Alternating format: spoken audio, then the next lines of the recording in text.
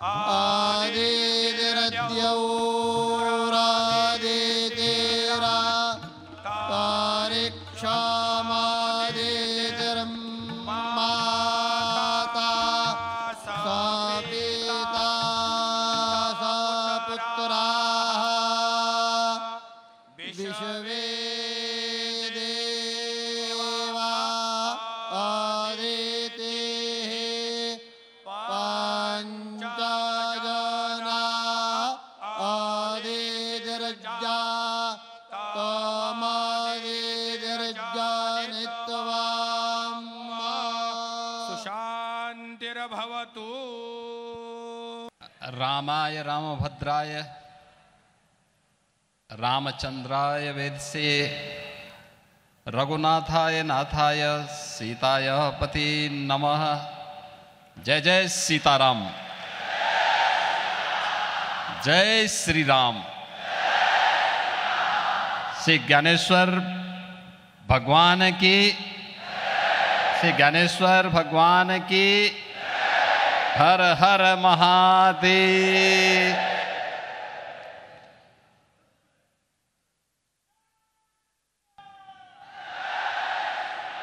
श्री गीता भक्ति अमृत महोत्सव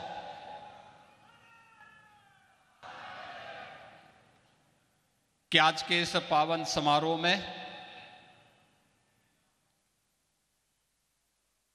जिनके सानिध्य से इन सभी पूज्य संतों का आशीर्वाद आज यहां प्राप्त होने जा रहा है और विगत एक सप्ताह से संतों का आगमन, महापुरुषों का आगमन इस आयोजन के साथ जुड़ा हुआ है। इस संपूर्ण कार्यक्रम के प्रेरक, मार्गदर्शक श्री राम जन्मभूमि तीर्थ क्षेत्र न्यास के कोषाध्यक्ष पूज्य स्वामी गोविंद देव गिरी जी महाराज,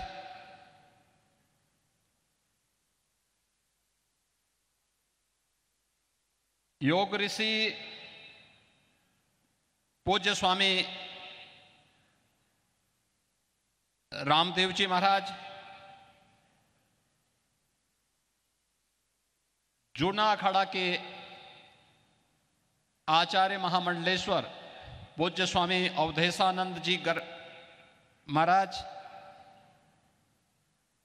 पूज्य स्वामी चिदानंद सरस्वती जी महाराज,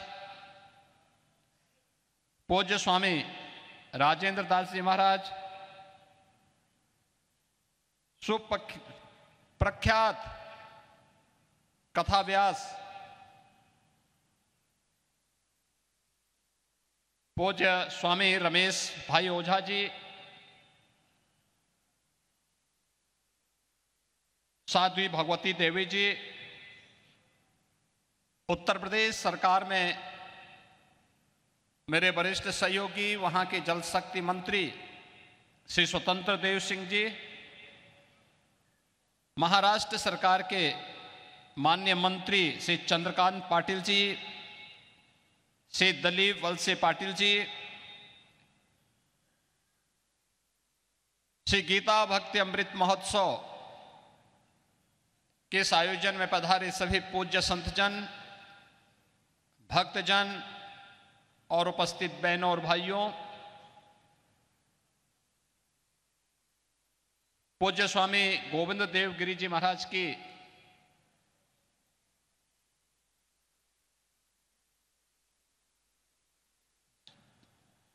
जन्म के अमृत महोत्सव, जिसे हम सब श्री गीता भक्ति अमृत महोत्सव के रूप में यहां पर भव्यता के साथ, पूरी दिव्यता के साथ आयोजित कर रहे हैं। इस आयोजन के अवसर पर विगत 75 वर्षों से वैदिक सनातन धर्म के लिए अपने पुरुषार्थ से अपनी साधना से, अपने परिश्रम से पूज्य स्वामी गोविंद देव गिरि जी महाराज ने जो कार्य किया, जो आशीर्वाद सनातन हिंदू धर्मावलंबियों को दिया है, उनके प्रति कृतज्ञता ज्ञापित करने का एक अवसर यह गीता भक्ति अमृत महोत्सव के रूप में हम सबके सामने है। मैं इस अवसर पर अमृत महोत्सव की इस बेला में उनका हृदय से अभिनंदन करता हूं, स्वागत करता हूं और ज्ञानेश्वर जी महाराज से ही प्रार्थना करता हूं कि पूज्य स्वामी जी का सानिध्य, उनका मार्गदर्शन सनातन हिंदू धर्मावलंबियों को एक लंबे समय तक प्राप्त होता रहे। यह उनके श्री चरणों में बारंबार प्रणाम करते हुए प्रार्थना करता हूं। आज ये मेरा सौभाग्य है कि मुझे इस अद्भुत अवसर पर आनंदी आने का अवसर प्राप्त हुआ है। मेरे लिए इसलिए भी क्योंकि मैं नाथ संप्रदाय का एक सामान्य अनुयायी हूं। सनातन धर्म के लिए गुरु परंपरा के अनुसार पूरे समर्पण भाव के साथ कार्य करता हूं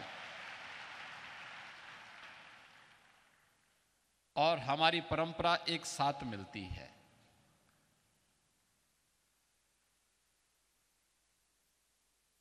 भगवान ज्ञानेश्वर जी महाराज की जो परंपरा है, उस परंपरा को प्रणाम करने और इस परंपरा के सेतु को जोड़ने का काम किया है पूज्य स्वामी गोविंद देव गिरि जी ने, उनके प्रति कृतज्ञता ज्ञापित करने के लिए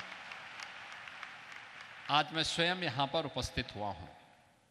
मन में बहुत दिनों से इच्छा थी, वर्षों से इच्छा थी। बचपन में मैंने ज्ञानेश्वरी पढ़ी थी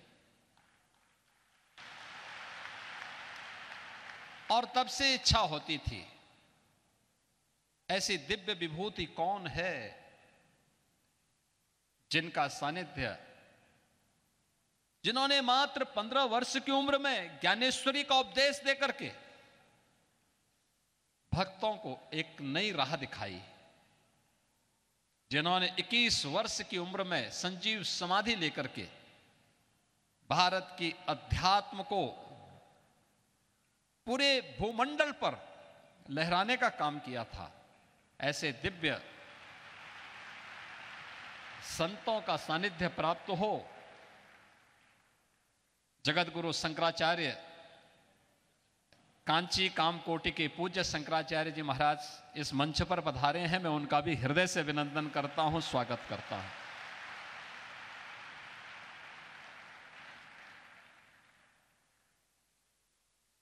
और आज ये मेरा सौभाग्य है कि मुझे साक्षात इस परंपरा के प्रति वहां पर दर्शन करने का सौभाग्य प्राप्त हुआ, वहां जाने का अवसर प्राप्त हुआ। बहनों और भाइयों, एक ही परिवार में 4-4 सिद्ध संतों का उदय, और महाराष्ट्र वाले इसीलिए सौभाग्यशाली हैं। इन पूज्य संतों का आशीर्वाद आज तो आपको प्राप्त हो रहा है, सैकड़ों वर्षों से प्राप्त हो रहा है। और भक्ति से उपजी ये शक्ति ही दुश्मनों के दांत हमेशा खट्टा करती थी। समर्थ गुरु रामदास जी छत्रपति शिवाजी महाराज को यहीं से पैदा करते हैं और छत्रपति शिवाजी महाराज पूरे भारत के अंदर उन्होंने जिस तेज को लहराया था, उस कालखंड में सोचिए,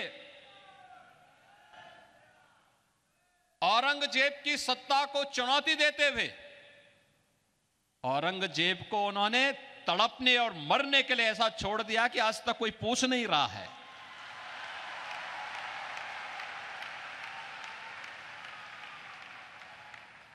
यह अद्भुत शौर्य और पराक्रम की धरती है।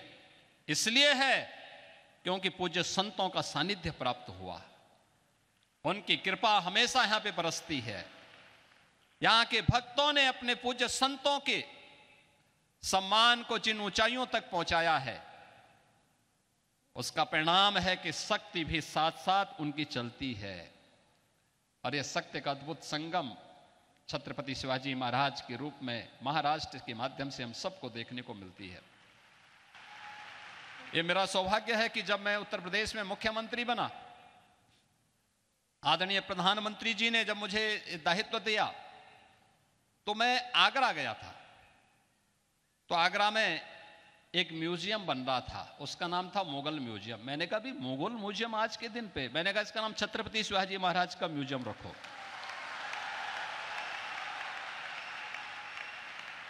हमारा संबंध छत्रपति शिवाजी महाराज से है, हमारा संबंध मुगलों से नहीं है।